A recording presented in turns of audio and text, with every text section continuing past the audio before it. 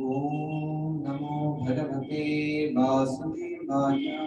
ओम नमो भगवते वासुदेवाय। ओम नमो भगवते वासुदेवाय। नारायणं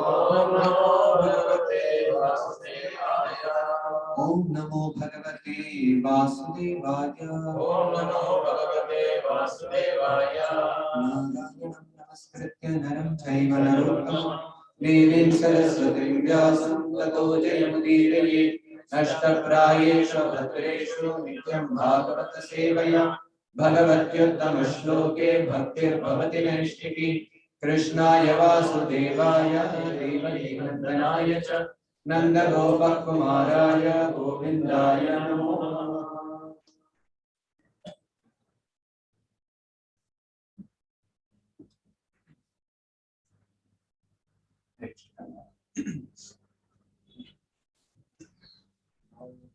ಒಂದನೇ ಸ್ಕಂದ 17ನೇ ಅಧ್ಯಾಯ ಪರೀಕ್ಷಿತ ಮಹಾರಾಜರು ಕಲಿಯುಗವನ್ನು ಹೇಗೆ ಸ್ವೀಕರಿಸಿದರು.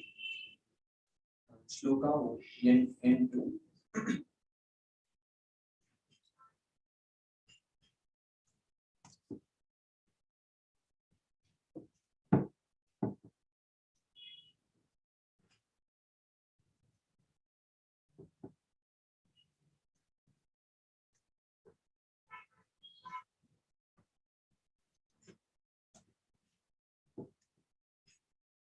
न कश्चित् म्रियते तावत्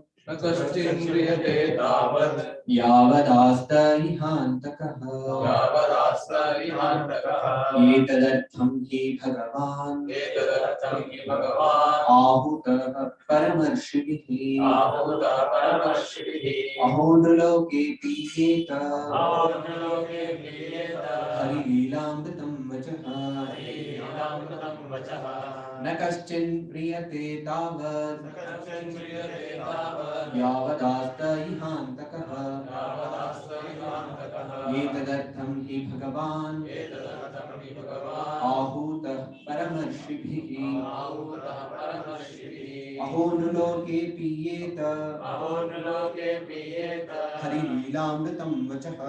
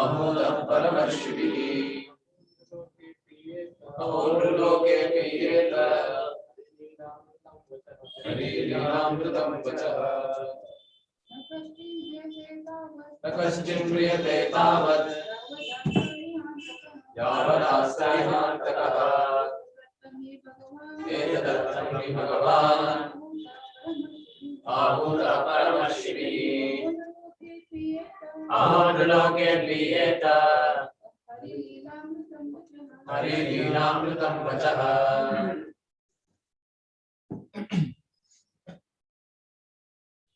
ಅನುವಾದ ಮತ್ತು ಭಾವಾರ್ಥ ಶ್ರೀಲ ಪ್ರಭುಪಾದರಿಂದ. ಶ್ರೀಲ ಪ್ರಭುಪಾದ ಕಿ ಶಬ್ದಾರ್ಥ ಕನ್ನಡದಲ್ಲಿ ನ ಅಲ್ಲ ಕಶ್ಚಿತ್ ಯಾರೊಬ್ಬನು ಮ್ರಿಯತೆ ಸಾಯುವನು ತಾವತ್ ಅಲ್ಲಿಯವರೆಗೆ ಯಾವತ್ ಎಲ್ಲಿಯವರೆಗೆ ಅಸ್ತೆ ಇರುತ್ತಾನೆ ಇಹ ಇಲ್ಲಿ ಅಂತಕಃ ಬದುಕನ್ನು ಕೊನೆಗಾಣಿಸುವವನು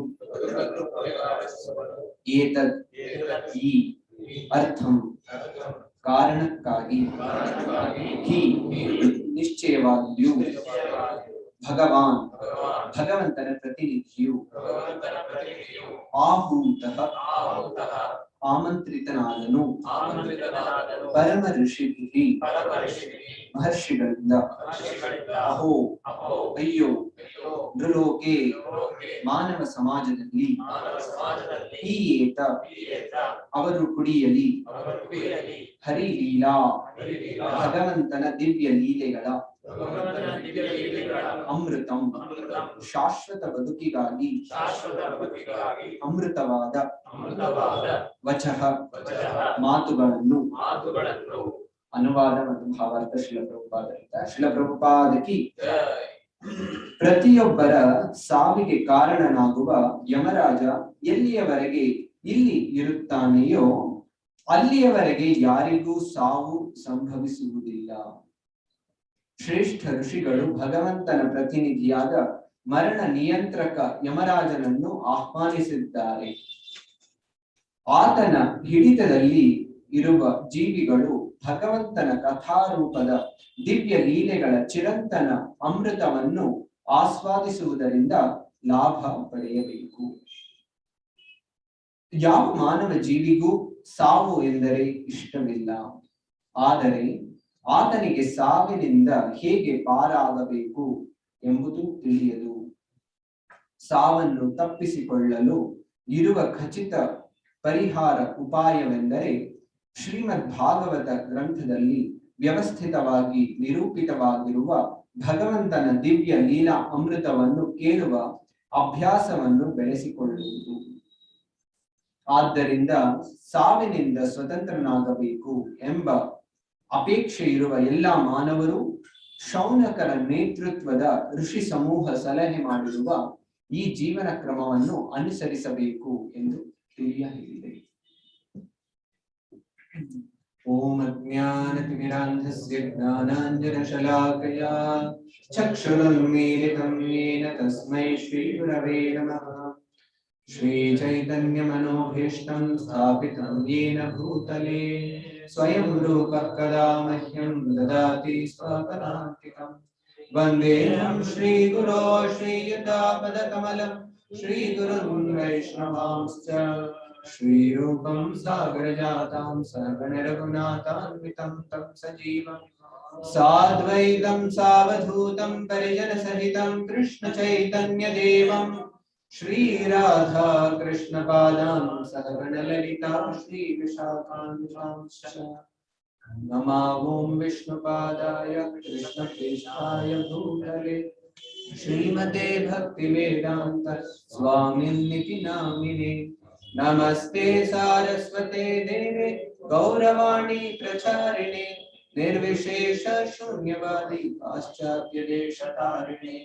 ನಮೋ ಮಹಾವದನ್ಯಾಯ ಕೃಷ್ಣ ಪ್ರೇಮ ಪ್ರದಾಯತೆ ಕೃಷ್ಣಾಯ ಕೃಷ್ಣ ಚೈತನ್ಯ ನಾಮ್ನೇ ಗೌರತ್ವಿಷೇ ನಮಃ. ಹೇ ಕೃಷ್ಣ ಕರುಣಾ ಸಿಂಧು ದೀನಬಂಧು ಜಗತ್ಪತೆ ಗೋಪೇಶ ಗೋಪಿಕಾ ಕಾಂತ ರಾಧಾ ಕಾಂತ ನಮೋಸ್ತುತೆ. ತಪ್ತ ಕಾಂಚನ ಗೌರಾಂಗಿ ರಾಧೆ ವೃಂದಾವನೇಶ್ವರಿ ವೃಷಭಾನುಸುತೆ ದೇವಿ ಪ್ರಣಮಾಮಿ ಹರಿಪ್ರಿಯೆ. ವಾಂಛಾ ಕಲ್ಪತರುಭ್ಯಶ್ಚ ಕೃಪಾ ಸಿಂಧುಭ್ಯ ಏವ ಚ ಪತಿತಾನಾಂ ಪಾವನೇಭ್ಯೋ ವೈಷ್ಣವೇಭ್ಯೋ ನಮೋ ನಮಃ. ಜಯ ಶ್ರೀ ಕೃಷ್ಣ ಚೈತನ್ಯ ಪ್ರಭು ನಿತ್ಯಾನಂದ ಶ್ರೀ ಅದ್ವೈತ ಗದಾಧರ ಶ್ರೀವಾಸಾದಿ ಗೌರ ಭಕ್ತವೃಂದ. ಹರೇ ಕೃಷ್ಣ ಕೃಷ್ಣ ಕೃಷ್ಣ ಹರೇ ಹರೇ ಹರೇ ರಾಮ ರಾಮ ರಾಮ ಹರೇ ಹರೇ.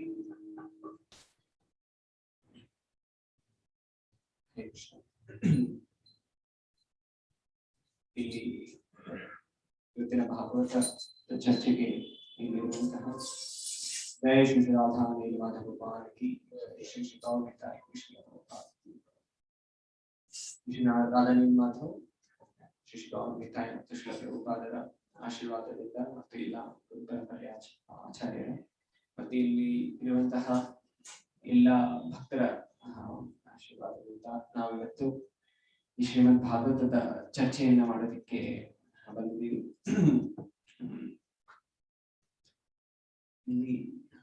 ಇಲ್ಲೆಲ್ಲೂ ಕನ್ನಡ ಬರುತ್ತಲ್ಲ, ಕೆಲವರಿಗೆ ಮಾತ್ರ ನಾನು ಒಂದು ಇವತ್ತಿನ ಶ್ಲೋಕದ ಮೇಲೆ ಚರ್ಚೆ ಮಾಡಬೇಕು ಅಂತ ಹೇಳಿ ನಾನು ನಮ್ಗೆಲ್ಲರಿಗೂ ಗೊತ್ತಿರ್ಬೋದು ಅನ್ಸುತ್ತೆ, ಭಕ್ತಿ ತೀರ್ಥ ಸ್ವಾಮಿ ಮಹಾರಾಜ್ ಅವರು ಶ್ರೀಲ ಪ್ರಭುಪಾದರ ಒಂದು ತುಂಬಾ ನಿಕಟವಾದಂತಹ ಶಿಷ್ಯರಾಗಿದ್ರು. ಸೊ ಅವರು ಕೆಲವು ಉತ್ತಮವಾದಂತಹ ಪುಸ್ತಕಗಳನ್ನ ಬರೆದಿದ್ದಾರೆ. ಅದರಲ್ಲಿ ಒಂದೇ ಒಂದು ಭಾಗವನ್ನ ಮಾತ್ರ ನಾನು ಇವತ್ತಿನ ಶ್ಲೋಕದ ಮೇಲೆ ಚರ್ಚೆಯನ್ನ ಮಾಡೋದಕ್ಕೆ ಇಚ್ಛೆ ಪಡ್ತೀನಿ. ಅದು ಇಂಗ್ಲಿಷ್ ನಲ್ಲಿ ಕೆಲವಿದೆ, ಅದನ್ನ ಹೇಳ್ತೀನಿ, ಆಮೇಲೆ ಕನ್ನಡದಲ್ಲಿ ಅದನ್ನ ಹೇಳ್ತೀನಿ. ಅದಾದ್ಮೇಲೆ ಹಿಂದಿನ ಹಿಂದಿನ ಶ್ರೀಮದ್ ಭಾಗವತದ ಚರ್ಚೆಯಲ್ಲಿ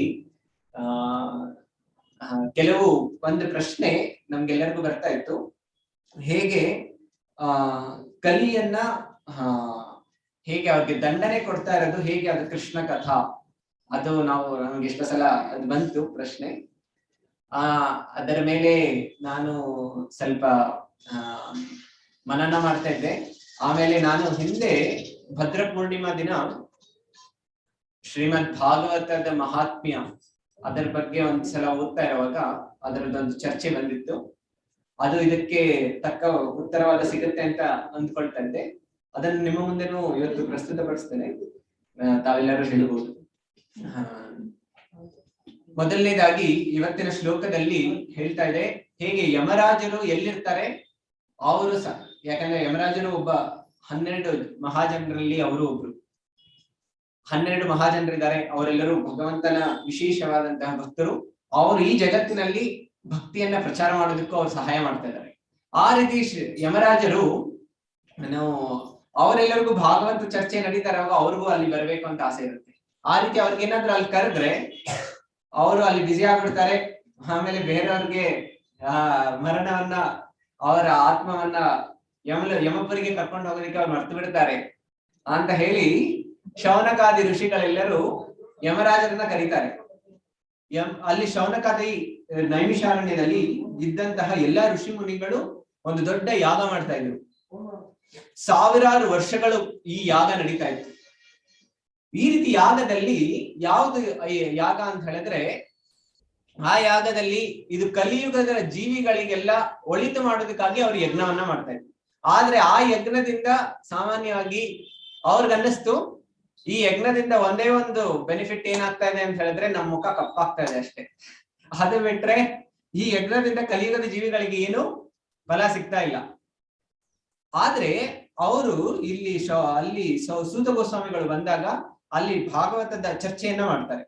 ಆ ಚರ್ಚೆಯಲ್ಲಿ ಅಲ್ಲಿ ಯಮರಾಜರು ಕರಿಬೇಕು ಅಂತ ಅಂದ್ರೆ ಕರೆದಿದ್ದಾರೆ ಅಂತ ಈ ಶ್ಲೋಕದಲ್ಲಿ ಅದ್ರ ಹೇಗೆ ತಾತ್ಪರ್ಯ ಬರ್ತಾ ಇದೆ ಅಂತ ಹೇಳಿದ್ರೆ ಯಮರಾಜರು ಅಲ್ಲಿದ್ದಾರೆ ಅಂತ. ಅಂದ್ರೆ ಎಲ್ಲಿ ಭಗವಂತನ ಗುಣಗಾನ ನಡೆಯುತ್ತೆ ಅಲ್ಲಿ ಯಮರಾಜರು ಬರ್ತಾರೆ. ಅವ್ರು ಎಲ್ಲಿ ಇದ್ದಾಗ ಅಲ್ಲಿರುವಂತಹ ಜನರಿಗೆ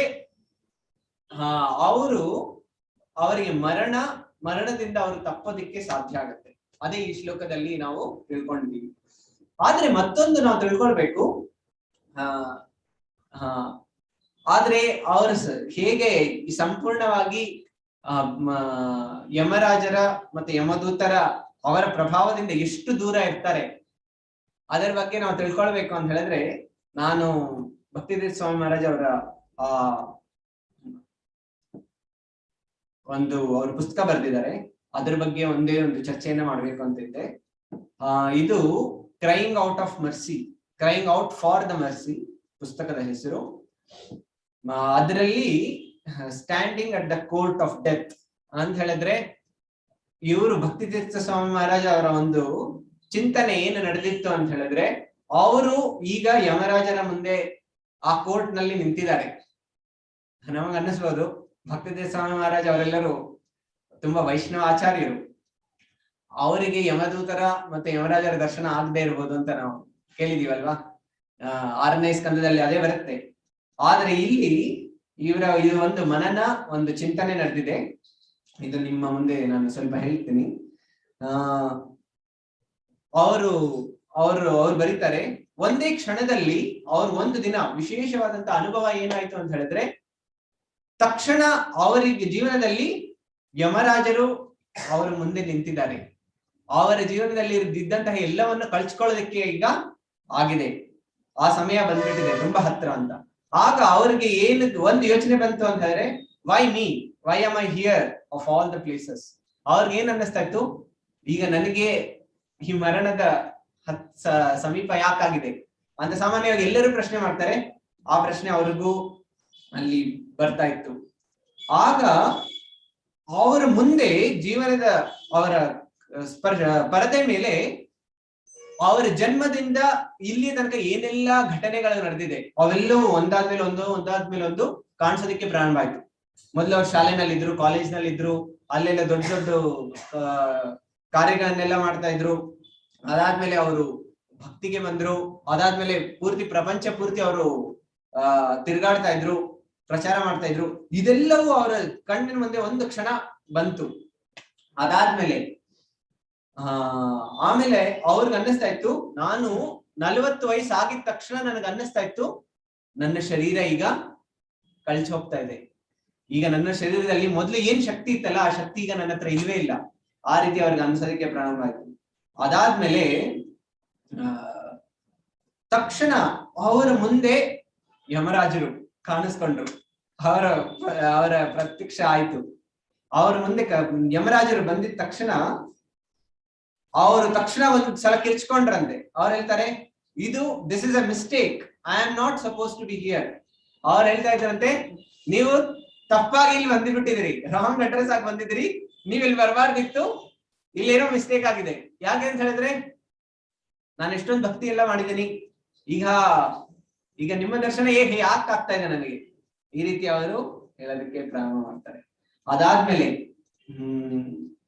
ಅವರು ನೋಡಿದ್ರಂತೆ ಅವರ ಮುಂದೆ ಅವ್ರಿಗೀಗ ಮತ್ತೊಂದು ದರ್ಶನ ಏನಾಯ್ತು ಅಂತ ಹೇಳಿದ್ರೆ, ಅವರ ಸುತ್ತಮುತ್ತ ಇದ್ದಂತ ಜನರು ಅವರೆಲ್ಲರೂ ಕಿರ್ಚ್ಕೊಳ್ತಾ ಇದ್ರು. ಯಾಕೆಂದ್ರೆ ಅವ್ರಿಗೂ ಕೆಲವರಿಗೆ ಯಮರಾಜರ ದರ್ಶನ ಆಗ್ತಾ ಇತ್ತು. ಅದಾದ್ಮೇಲೆ ಯಮರಾಜರು ನೇರವಾಗಿ ಭಕ್ತಿತೀರ್ಥ ಸ್ವಾಮಿ ಮಹಾರಾಜ್ ಅವರನ್ನ ನೋಡ್ಬಿಟ್ಟು ಅವ್ರು ಹೇಳಿದ್ರಂತೆ, ಓ you are Bhaktitirtha Swami. Actually ನಾವು ಇದನ್ನ ಓದ್ಬೇಕಾದ್ರೆ ಒಂದು ತಿಳ್ಕೊಳ್ಬೇಕು ಅಂತ ಹೇಳಿದ್ರೆ, ಇವರು ಅವರದ್ದೇ ಜೀವನದಲ್ಲಿ ಇದು ಅವರ ಚಿಂತನೆ ಆಗಿದೆ, ಮನನ ಆಗಿದೆ. ಹಾಗೆಂತ ಹೇಳ್ಬಿಟ್ಟು ಅವ್ರಿಗೆ ಇದು ಸಂಪೂರ್ಣವಾಗಿ ಇದೇ ರೀತಿ ನಡೆದಿದೆ ಅಂತಲ್ಲ. ಯಾಕೆಂತ ಹೇಳಿದ್ರೆ ಅವರು ಹೀಗೆ ನಾವು ನೋಡುವುದು, ಭಕ್ತಿವಿನೋದ ಠಾಕೂರ್ ಒಂದು ಅತ್ಯುತ್ತಮವಾದಂತಹ ಒಂದು ಭಜನೆಯನ್ನ ಬರೆದಿದ್ದಾರೆ. ಅಮರ ಜೀವನ್ ಸದಾ ಪಾಪೇರತ. ಆ ಹಾಡಿನಲ್ಲಿ ಅವ್ರು ಬರೀತಾರೆ, ನನ್ನ ಜೀವನ ತುಂಬಾ ಪಾಪಿಯ ಜೀವನ ಆಗಿದೆ ಅಂತ. ಹಾಗಂತ ಹೇಳ್ಬಿಟ್ಟು ನಾವು ಅವರು ಭಕ್ತಿವಿನೋದ ಠಾಕೂರ್ ಅವರು ಒಬ್ರು ಪಾಪಿ ಆಗಿದ್ರು ಅಂತ ಹೇಳಿದ್ರೆ ಅದು ನಮ್ಮಿಂದ ತಪ್ಪಾಗತ್ತೆ. ಅದಕ್ಕೋಸ್ಕರ ಅವರ ನಮ್ರತೆಯಿಂದ ಆ ರೀತಿ ಹೇಳ್ಕೊಳ್ತಾ ಇದ್ದಾರೆ. ಅದೇ ರೀತಿ ಇಲ್ಲೂ ಅಷ್ಟೇ, ಭಕ್ತಿತೀರ್ಥ ಸ್ವಾಮಿ ಮಹಾರಾಜ್ ಅವರು ಎಷ್ಟು ದೊಡ್ಡ ಆಚಾರ್ಯ ಆಗಿದ್ರು ಅವರ ನಮ್ರತೆಯಿಂದ ಈ ರೀತಿ ಹೇಳ್ತಾ ಇದ್ದಾರೆ. ಇದನ್ನ ನಾವು ಸರಿಯಾಗಿ ಅರ್ಥ ಮಾಡ್ಕೊಳ್ಬೇಕು. ಯಮರಾಜರು ಹೇಳ್ತಾ ಇದ್ದಾರೆ, you are Bhaktitirtha Swami, where is the tirtha of bhakti. ನೀವು ಭಕ್ತಿತೀರ್ಥ ಸ್ವಾಮಿ ಮಹಾರಾಜ್ ಅಂತ ಹೆಸರಿದೆ, ಆದ್ರೆ ಆ ಭಕ್ತಿ ತೀರ್ಥ ಎಲ್ಲಿದೆ? ಆಗ ಮಹಾರಾಜ್ ಹೇಳ್ತಾರೆ, ನನ್ನ ಬಾಯಿ ಹಾಗೆ ಬಿಚ್ಕೊಂಡ್ಬಿಡ್ತು. ಆಮೇಲೆ ನನ್ಗೇನು ಉತ್ತರ ಕೊಡೋದಕ್ಕೆ ಆಗಿಲ್ಲ. ಅದಾದ್ಮೇಲೆ ಅವ್ರು ಹೇಳ್ತಾರೆ, ಈಗ ಮುಂದೆ ಮತ್ತೊಂದು ಪ್ರಶ್ನೆ ಅವ್ರು ಕೇಳ್ತಾರೆ, ಯಮರಾಜರು ಕೇಳ್ತಾರೆ, have you been able to get the souls under your care to take full shelter of you and give up their sinful habits? I think not ಅಂತ ಹೇಳ್ತಾ ಇದಾರೆ. ನಿಮ್ಮ ಶಿಷ್ಯರು ಯಾರೆಲ್ಲ ನಿಮ್ಮ ಹತ್ರ ಇದ್ದಾರೆ ಅವರೆಲ್ಲರೂ ಸಂಪೂರ್ಣವಾಗಿ ಪಾಪದ ಜೀವನವನ್ನ ಬಿಟ್ಬಿಟ್ಟಿದಾರ ಅಂತ ಅವ್ರಿಗೆ ಪ್ರಶ್ನೆಯನ್ನ ಕೇಳ್ತಾ ಇದ್ದಾರೆ. ಈಗ ನೀವು ಗುರುಗಳಾಗಿದ್ರಿ, ನಿಮ್ಮ ಶಿಷ್ಯರು ಪಾಪವನ್ನೆಲ್ಲ ಬಿಟ್ಬಿಟ್ಟಿದಾರ ಅಂತ ಕೇಳ್ತಾ ಇದ್ದಾರೆ. ಆಗ ಮಹಾರಾಜ ಹೇಳ್ತಾರೆ, ಗೊತ್ತಿಲ್ಲ, ಈ ರೀತಿ ಹೇಳ್ತಾ ಇದ್ದಾರೆ. ಅದಾದ್ಮೇಲೆ ಇಲ್ಲಿ ಮತ್ತೊಂದು ಪ್ರಶ್ನೆ ಕೇಳ್ತಾರೆ, didn't you know that if you could not and did not purify your disciples that you would be accountable for their sin? ನೀವು ಮತ್ತೊಂದು ನಿಮ್ಗೆ ಇದು ಜ್ಞಾಪಕ ಇಲ್ವಾ? ಇದು ನಿಮ್ಗೆ ಗೊತ್ತಿಲ್ವಾ? ಏನು ಅಂತ ಹೇಳಿದ್ರೆ, ನಿಮ್ಮ ಶಿಷ್ಯರು ಏನಾದ್ರೂ ಅವರು ಪಾಪದಲ್ಲಿ ಜೀವನದಲ್ಲಿ ಇನ್ನೂ ತೊಡಗಿದ್ರೆ ಅವರು ಪಾಪ ಮಾಡ್ತಾ ಇರೋದು ಇನ್ನು ಅದಕ್ಕೆ ಯಾರು ಜವಾಬ್ದಾರಿ ತಗೊಳ್ಬೇಕು? ಅದು ನೀವು ತಗೊಳ್ಬೇಕು. ಮತ್ತೆ ಹೇಳ್ತಾ ಇದಾರೆ, you have so many hundreds of sinners connected to you. Thus you have huge quantities of debts to atone for.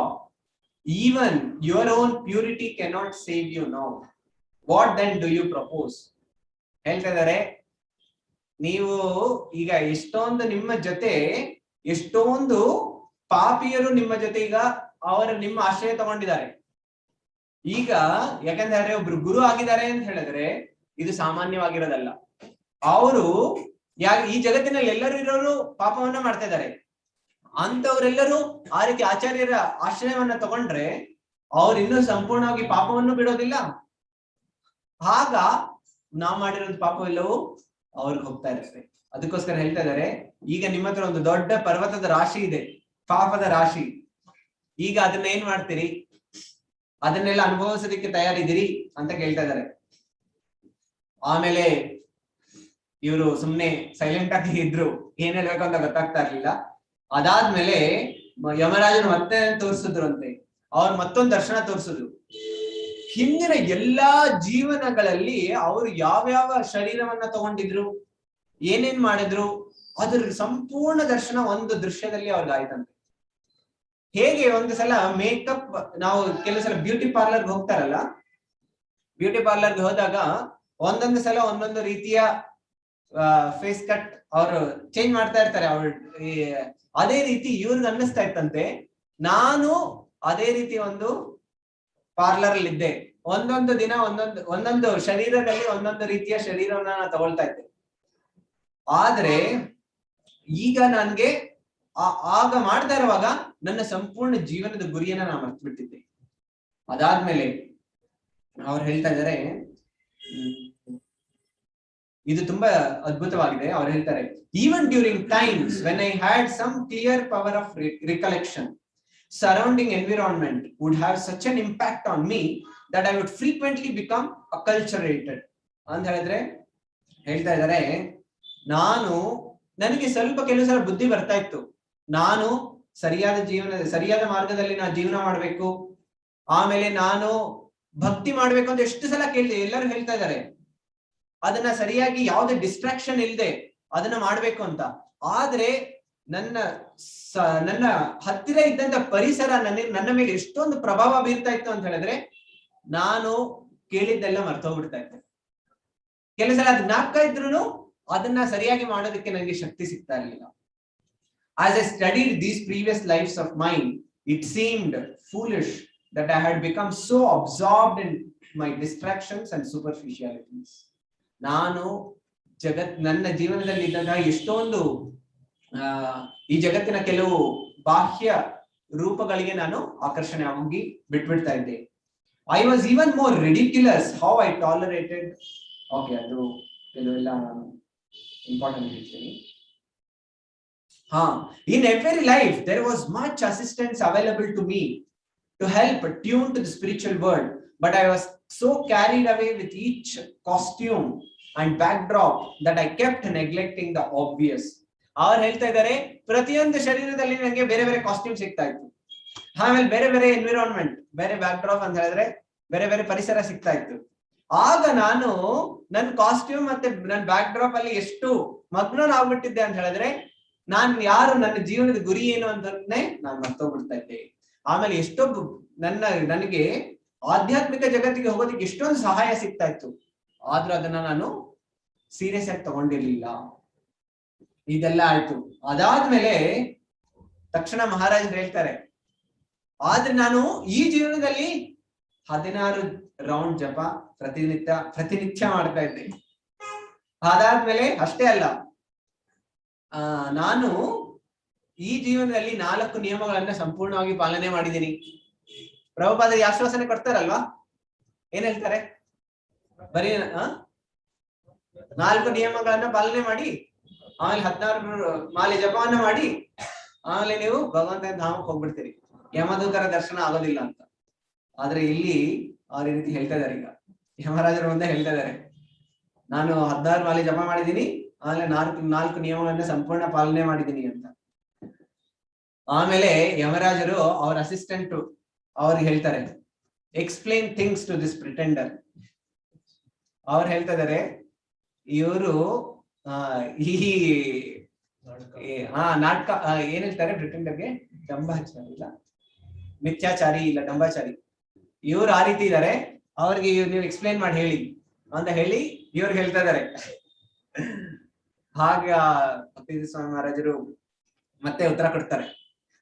ಇಲ್ಲ, ಆ ಅಸಿಸ್ಟೆಂಟ್ ಈಗ ಭಕ್ತಿವೇದಾಂತ ಸ್ವಾಮಿ ಮಹಾರಾಜ್ ಹೇಳ್ತಾರೆ, it's true that you are chanted daily, but your chanting was more for liberation than for unmotivated selfless service. ಅವ್ರು ಹೇಳ್ತಾ ಇದಾರೆ, ನಿಮ್ಮ ಜಪ ಭಗವಂತನ ಭಕ್ತಿಗಾಗಿರ್ಲಿಲ್ಲ, ಅದು ಮುಕ್ತಿಗಾಗಿತ್ತು. ಆಗ ಇವ್ರಿಗಿನ್ನು ಸ್ವಲ್ಪ ಶಾಕ್ ಆಗ್ತಾ ಇತ್ತು. ಆಮೇಲೆ ಮತ್ತೆ ಹೇಳ್ತಾರೆ, you also followed the 4 regulatory principles, but in your mind you constantly broke the principles.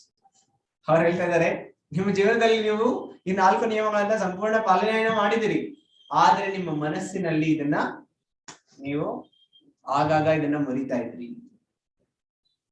ಆ ರೀತಿ ಹೇಳಿ ಇವರು ನಿಂತ್ಕೊಂಡ್ಬಿಟ್ರು, ಬಾಯಿ ಮುಚ್ಚಿ ನಿಂತಿದ್ರು. ಅದಾದ್ಮೇಲೆ, it's time for you to understand how the law works, so pay attention.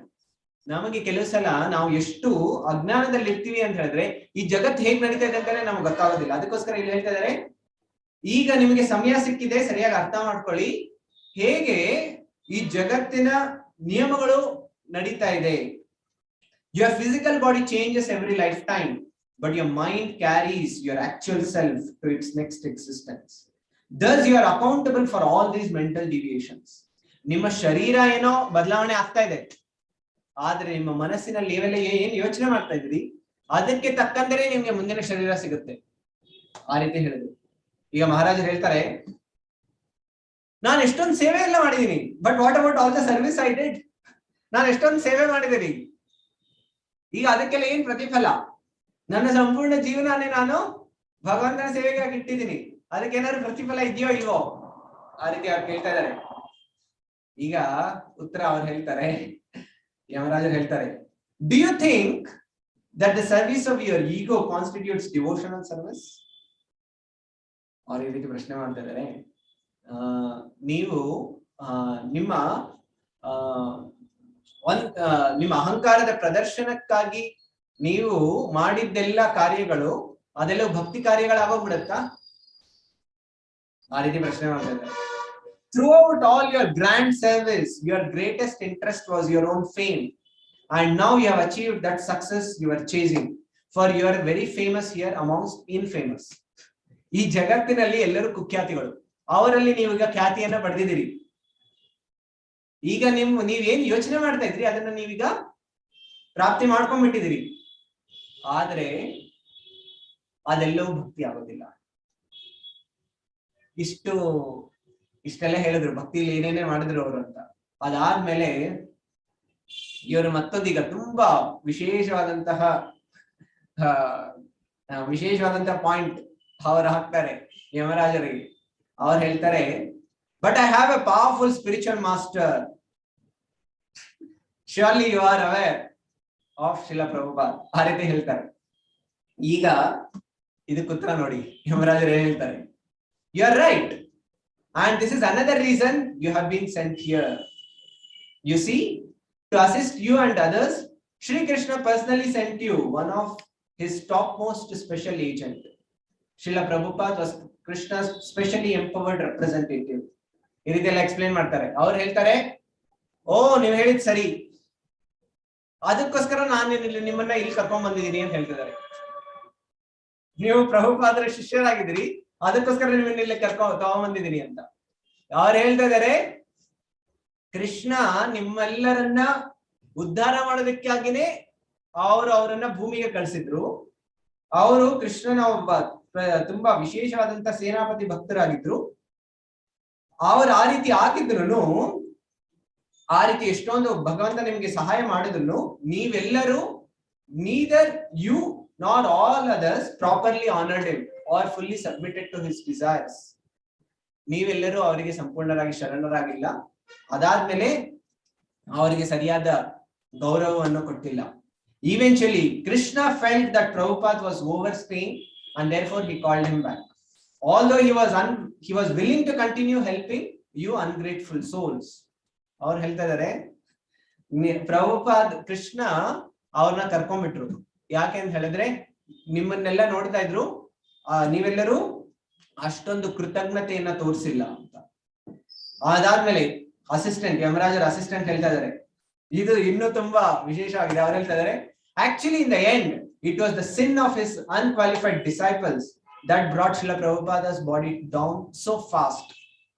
ಅವರ ಶರೀರ ತುಂಬಾ ಬೇಗ ಅವರು ಮೃತ್ಯುವನ್ನ ಅವರು ಈ ಜಗತ್ತಿನಿಂದ ಏನಕ್ಕೆ ಹೋಗ್ಬೇಕಾಯ್ತು, ಕಾರಣ ಏನು ಅಂತ ಹೇಳಿದ್ರೆ, ಅವರೆಲ್ಲ ಶಿಷ್ಯಂದರ ಎಷ್ಟೊಂದು ಪಾಪಗಳೆಲ್ಲ ಇತ್ತಲ್ಲ, ಅದು ಅವರ ಶರೀರವನ್ನ ತುಂಬಾ ಬೇಗ ಕ್ಷೀಣಿಸ್ಬಿಡ್ತು. You disciples must take responsibility for his early departure. In fact, persons like you must be dealt with on 2 levels.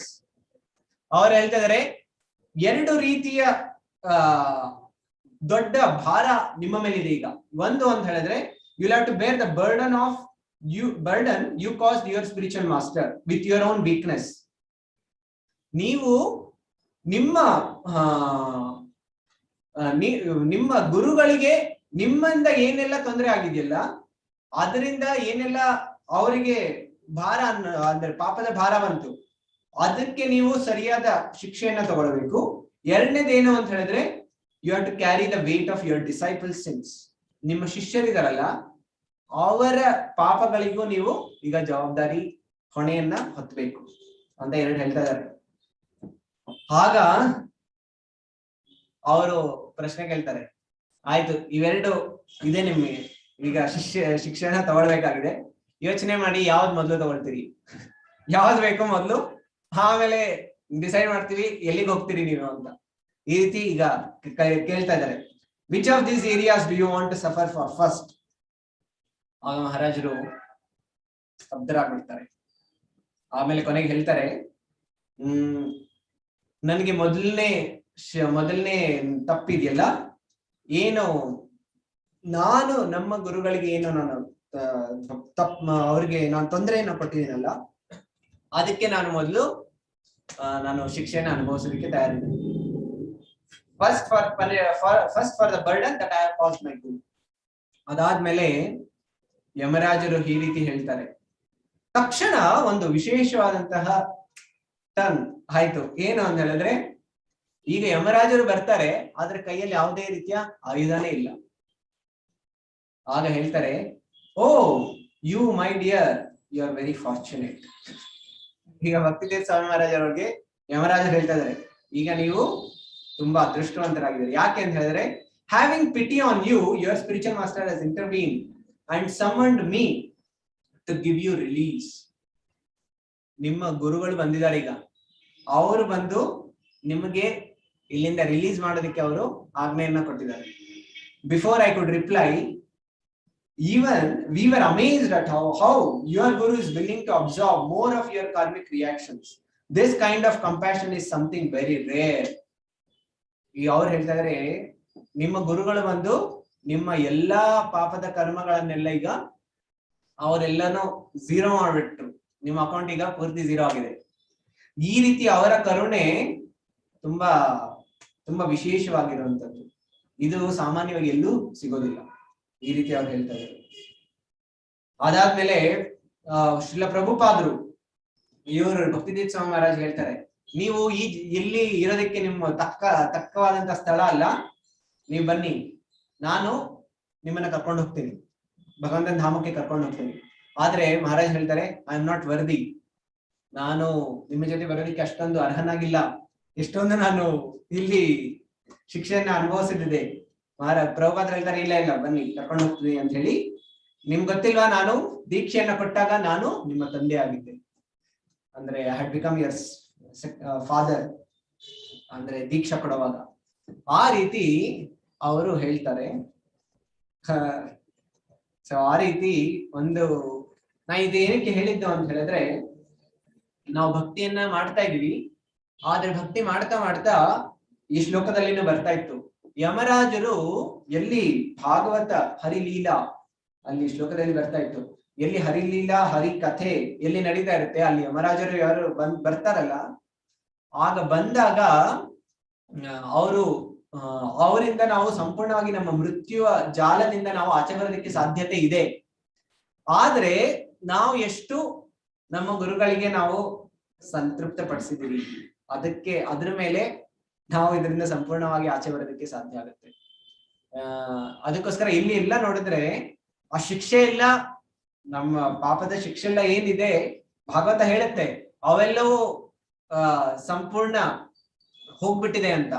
ಆದ್ರೆ ಹೋಗಿದೆ ಅಂತ ಹೇಳಿದ್ರೆ ಅರ್ಥ ಏನು ಅಂತ ಹೇಳಿದ್ರೆ, ನಾವು ಭಕ್ತಿ ಎಷ್ಟು ತುಂಬಾ ತೀವ್ರವಾಗಿ ಮಾಡ್ತಾ ಇರ್ತೀವಿ ಅಷ್ಟು ಅದರ ಪ್ರಭಾವ ನಮ್ಮ ಜೀವನದ ಮೇಲೆ ಬೀಳೋದಿಲ್ಲ. ಇಲ್ಲ ಅಂತ ಹೇಳಿದ್ರೆ ನೋಡಿ, ನಾವು ಭಕ್ತಿಯಿಂದ ಸ್ವಲ್ಪ ನಾವೇನಾದ್ರೂ ಕೆಳಗಡೆ ಬಂದ್ರೆ ನಮ್ಮ ಕರ್ಮದ ಪ್ರಭಾವ ನಮ್ಮ ಜೀವನದಲ್ಲಿ ಎಷ್ಟೋ ಸಲ ಅದರ ಪ್ರಭಾವ ಬೀರ್ತಾ ಇರುತ್ತೆ. ಅದಕ್ಕೋಸ್ಕರ ನಾವು ಎಷ್ಟು ಭಕ್ತಿಯ ಈ ವಿಧಾನದಲ್ಲಿ ನಾವು ತೊಡಗಿರ್ತೀವಿ ಅಷ್ಟು ಆ ಪ್ರಭಾವದಿಂದ ನಾವು ಆಚೆ ಬರೋದಕ್ಕೆ ಸಾಧ್ಯ ಆಗುತ್ತೆ. ಆಲ್ರೆಡಿ 9 ಕಾಲ ಆಗೋಗಿದೆ. ನಾನು ಮೋಸ್ಟ್ಲಿ ಆ ಪ್ರಶ್ನೆಗೆ ಉತ್ತರ ಕೊಡ್ಬೇಕು ಅಂತಿದ್ದೆ, ಈ ಸಲ ಆಗೋದಿಲ್ಲ ಅನ್ಸುತ್ತೆ. ನಾನು ಮುಂದಿನ ಸಲ, ಯಾಕಂತ ಹೇಳಿದ್ರೆ ಅದು ಸ್ವಲ್ಪ ದೊಡ್ಡ ಚರ್ಚೆ ಇತ್ತು, ಅದನ್ನ ನಾನು ಮುಂದಿನ ಸಲ ಚರ್ಚೆ. ಬೇರೆ ಯಾರಾದ್ರೂ ಭಕ್ತರಿದ್ರೆ ಇನ್ನೊಂದು ಹೇಳೋದಿದ್ರೆ ಹೇಳಿ. I don't know if you could understand, Praji.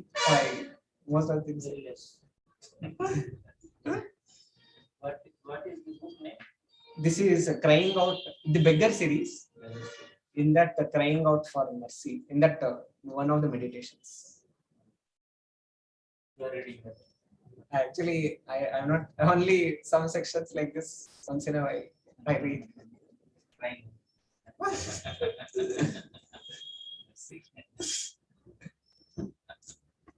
It is only to deepen my consciousness. You can add that.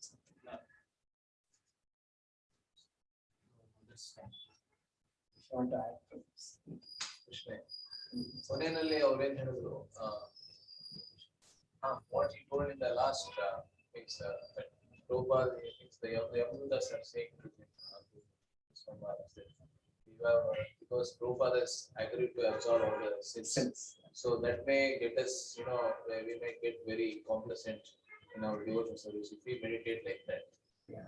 Whatever we do anyway, our spiritual master is there to take us. I feel the previous meditation is better than the meditation. Actually, what you said is, you can complete it. Yeah, that's the question. So I feel like that. Actually, what Prabhuji said is really very important. Prabhuji is saying that how Krupa, one place is there of Krupa, another place is also there of how much we have to be careful and alert in our path of bhakti. Though we might be doing so much of chanting, following all the principles, but at the same time doing so much of service, and but it is also important how we are maintaining our consciousness. To that extent, actually, can we have right absorption? And most importantly, what I was just feeling is, though Maharaj is actually he himself is putting himself in a very very lowly position and saying that surely when we see Maharaj as one of the very exalted Vaishnava Acharya, he's putting himself in a very lowly position and explaining. But surely this meditation, what it can help us do is, it is not just our account is becoming null. Many times we think when Prabhupada is promising that you will go back to Godhead within this lifetime, you just chant Hare Krishna and follow these principles. We are thinking that, oh, my account has become already null and I don't have any more, or everything will be taken care. But actually, everything will come to test in our life. We have to go through that experience of our reactions of our past. In sense what? That it is only by their krupa that we can get absolved of the sins. But we many times we can see even in our own life, we are experiencing some great struggle that is posed by material nature every time. Either it is the circumstances where we undergo, or the kind of mental disturbances that we undergo. That means it is all of the past impressions which is coming in.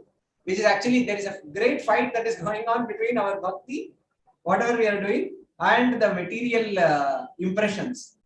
So that means it is actually a fact that we are experiencing this in our life. So if at all we want to get out of it, it is not a very easy path that we will get through it. But surely we will be, everything will come to us in front, and then we have to respond to it. And if we are in a right consciousness, and if we can act properly according to Vaishnava scriptures and the Vaishnava ways, then actually can we receive the kripa of the acharyas, by which we will be able to actually get out of that struggle or the material force. Otherwise, getting out will be not that easy.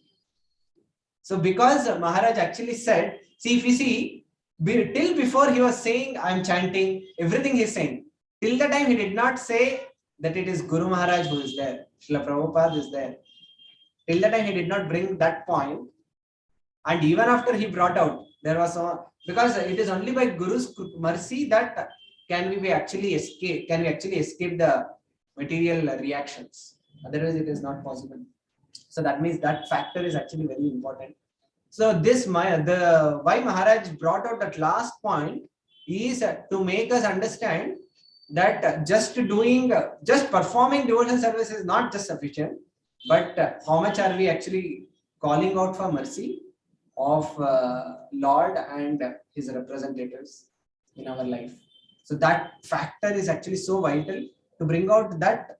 I felt Maharaj brought out that last point. But surely we, as you said, we should be very cautious of while we perform devotional service. This is what is my understanding.